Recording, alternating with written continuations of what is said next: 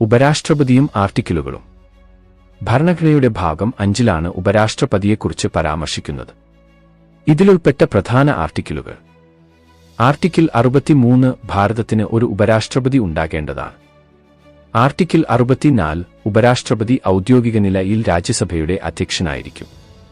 Article 65 രാഷ്ട്രപതിയുടെ ഉദ്യോഗത്തിൽ യാദൃച്ഛികമായി ഉണ്ടാകുന്ന ഒഴിവുകളിലോ രാഷ്ട്രപതിയുടെ അസാന്നിധ്യത്തിലോ ഉപരാഷ്ട്രപതി രാഷ്ട്രപതിയായി പ്രവർത്തിക്കുകയോ അദ്ദേഹത്തിന്റെ ചുമതലകൾ നിർവഹിക്കുകയോ ചെയ്യണം.